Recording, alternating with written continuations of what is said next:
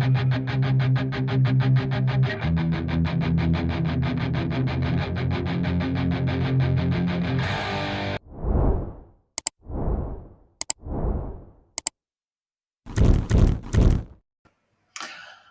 and welcome back to the David67 Celtic News YouTube channel.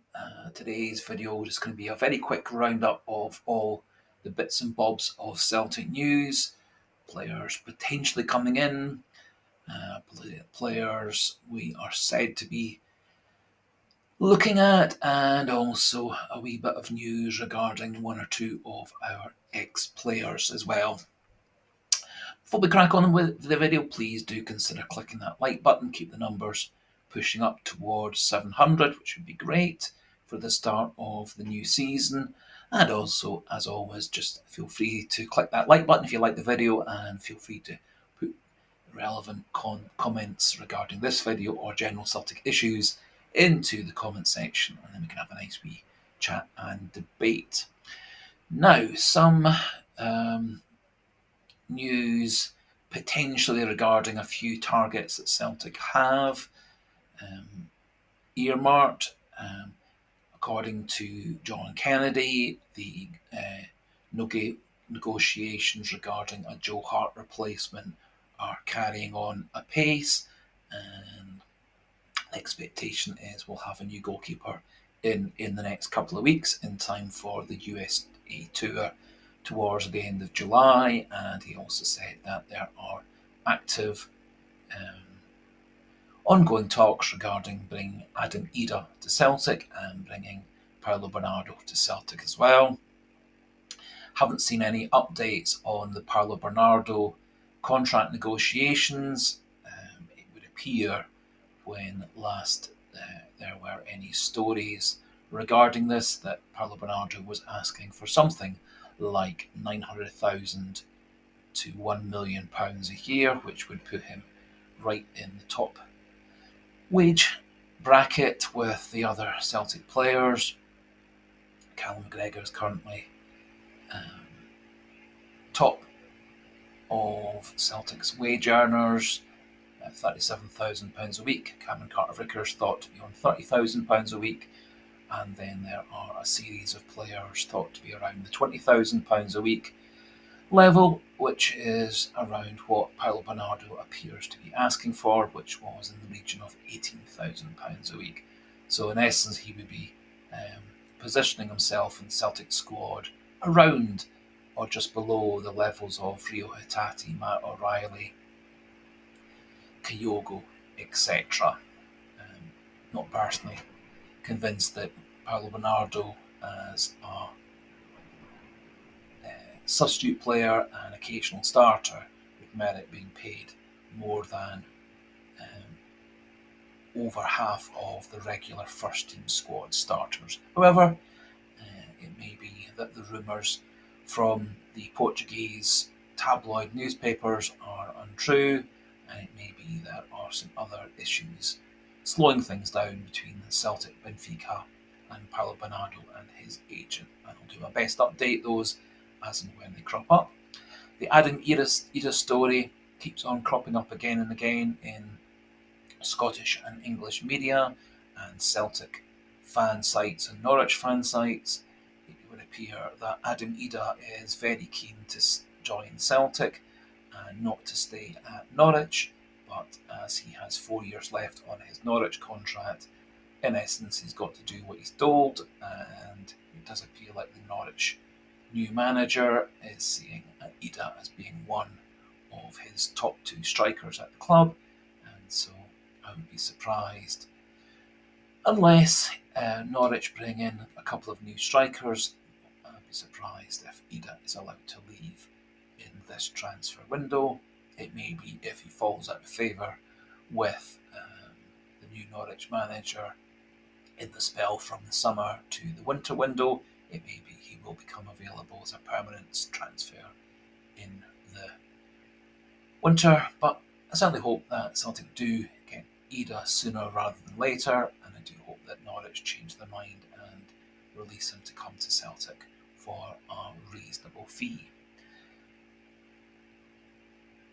Looks like Celtic have not put in any kind of bid for Bojan Miovski of Aberdeen, nor any bid for Theo Bayer of Motherwell, although there is said to be several teams who have put in a formal offer to Motherwell, but that bid has not met Motherwell's price. It would appear that nobody yet as yet has come in for Miovski, and as I've said to a few people in the comment section, Miovski previously was quoted in various papers as saying he was looking to go to mainland Europe, such as Italy or Holland, and failing that to go to England, and didn't seem at all keen to carry on his career in Scotland, either for Celtic or for Rangers, who also have been said to be linked to him. Now, another player who has been strongly linked to Celtic over the last 12 months in various different transfer windows is Matthias Kvistgaarden of Brøndby. He's had a very successful couple of seasons for Brøndby.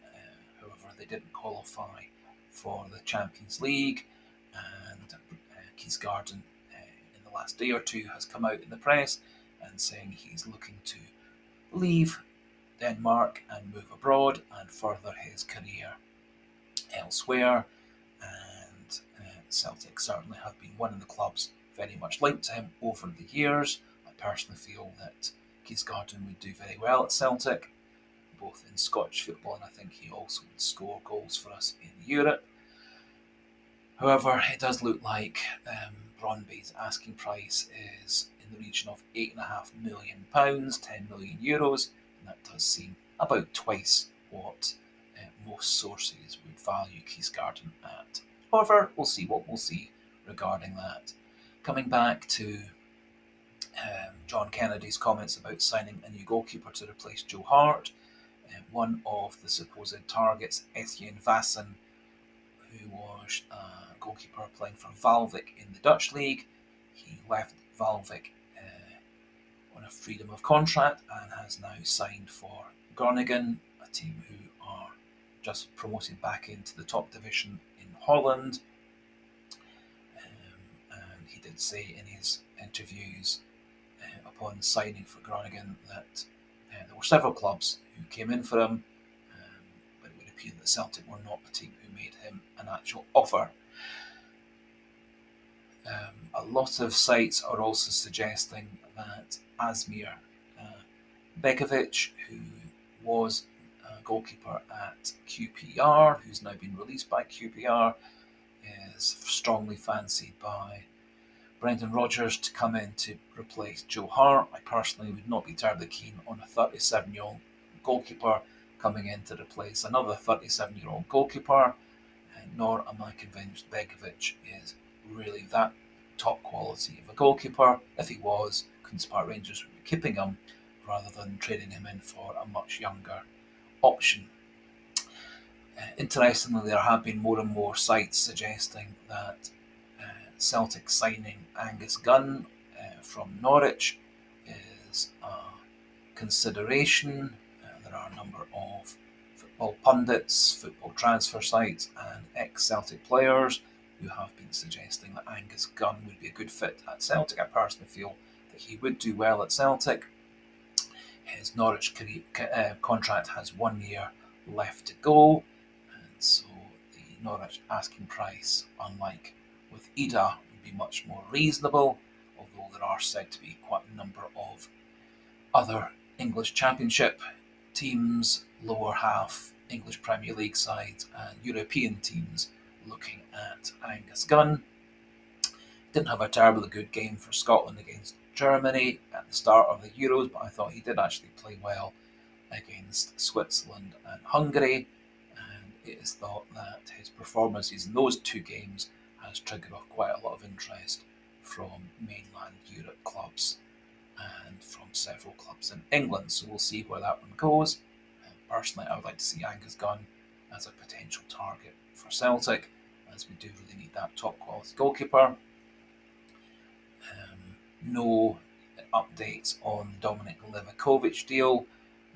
Strangely, there are still multiple sites in Turkey who are strongly supporting the truth of the Begovic to Celtic negotiations. However, the Croatian press and a person claiming to be Begovic's public relations agent have strongly denied any possibility or truth to that story, and so we'll see how that develops over the next couple of weeks.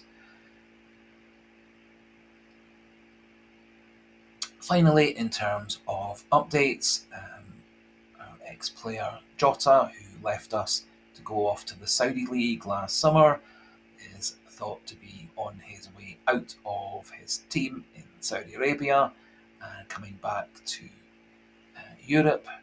He has said in the press that he would be delighted and very keen to come back to Celtic.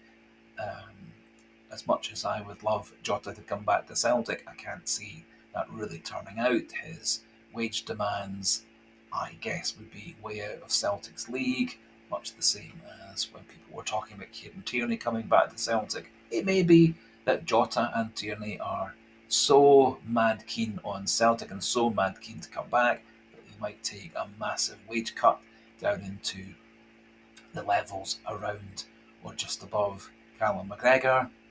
But personally, I can't really see that for either Jota or Kieran Tierney in due course. And finally, just thought I would mention a couple of other things. Going through a lot of the Celtic sites, football sites and European football sites, Celtic were being linked with a young Swedish player, Pontus Dabo, and having watched Pontus Dabo on his various YouTube videos, I thought I would do a video specifically about Pontus Dabo, as he looked very, very impressive in his highlight reels over the last couple of years of his career in Sweden with BK Häcken, and so I'll be doing a wee video regarding Pontus Dabo later on this afternoon for release towards tea time. One other thing to mention, for those still watching and listening to the video, I've put up a wee question or poll type thing on the David67 channel site, whether you as an audience would like to see some video highlights, stats and profile videos of great Celtic players of yesteryear, sort of my selection of the top 20-25 players of Celtic for the last 50 years, since I've been supporting Celtic since I was 4 or 5, which is now getting on for over 50 years. Now that might be slightly restricted by availability of copyright-free video, and also it may be there will be some restrictions on getting videos of players way back in the 70s and 80s. But I thought I'd put up a wee poll on the channel site just to see whether there was an audience for that, and we'll keep the poll open for a couple of weeks just to see what you, as a viewing public, would like to see that as an additional video type to go along with the usual stuff that I've done over the last year or so of pre-match videos, post-match videos, player scouting and general discussion videos about Celtic, the greatest club in the world.